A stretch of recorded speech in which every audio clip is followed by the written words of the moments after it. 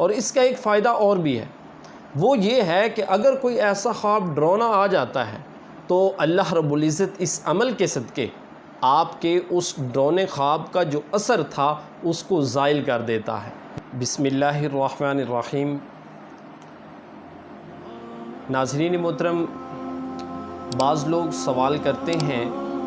کہ ہمیں رات کے وقت جب ہم سوتے ہیں تو برے خیال آتے ہیں، برے خواب آتے ہیں، ڈراؤنے خواب آتے ہیں، اور بعض اوقات ایسا ہوتا ہے کہ ڈر کی شدت کی وجہ سے ہمیں پھر اس کے بعد نیند نہیں آتی۔ تو یہ کس وجہ سے ہوتا ہے؟ اگر کوئی خواب آ جائے، ڈراؤنا خواب ہو جس کی وجہ سے انسان کو ڈر محسوس ہو اور پھر اس کے بعد نیند جو ہے وہ نہ آئے، تو پھر اس حالت کے اندر کیا کیا جائے؟ تو ایک چیز جو ہے وہ ذہن میں رکھنی چاہیے کہ ہر خواب جو ہوتا ہے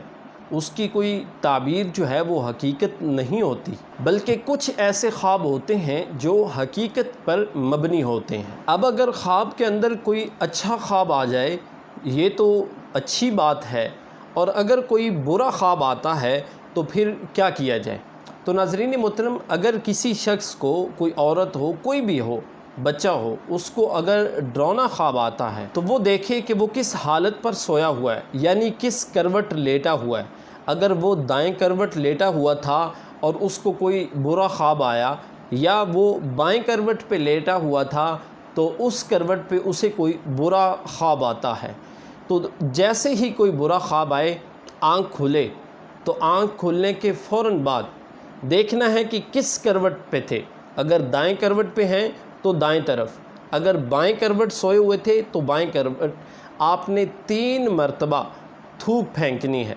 یعنی جس کروٹ سوئے ہوئے تھے، جس سائیڈ پہ آنکھ کھلی ہے اسی طرف آپ نے تھوک پھینکنی ہے۔ 3 دفعہ تھوک پھینکیں اور اس کے بعد اعوذ باللہ من الشیطان الرجیم پڑھیں، یعنی تعوذ پڑھیں۔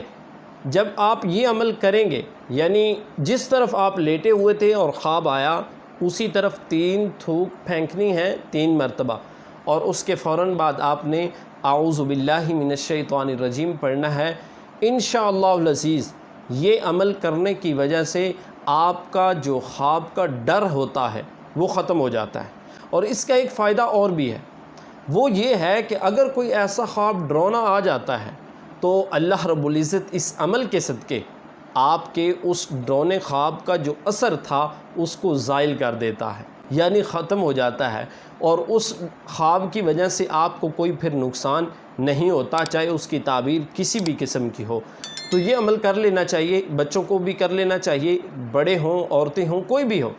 تو اگر کوئی اس طرح کا خواب جب آتا ہے تو یہ عمل دہرا لے، تو انشاءاللہ آپ کو خواب آنے کے بعد، یعنی ڈراؤنا خواب آنے کے بعد نیند بھی آ جائے گی۔ اور برے خواب کی جو دعا ہے وہ بھی آپ یاد کر لیں، جب کوئی برا خواب آئے تو وہ دعا بھی پڑھ لیں، تو اس کے پڑھنے کے سبب آپ کے اس برے خواب کا جو اثر ہوگا وہ بھی زائل ہو جائے گا۔ اب اس برے خواب کی دعا کیا ہے وہ بھی ذرا یاد فرما لیں۔ اعوذ باللہ من شرھا، یہ دعا ہے برے خواب کی۔ جب کوئی برا خواب دیکھیں تو یہ دعا پڑھیں، اعوذ باللہ من شرھا، تو انشاءاللہ آپ کے اس خواب کا جو اثر ہوگا وہ سارے کا سارا زائل ہو جائے گا۔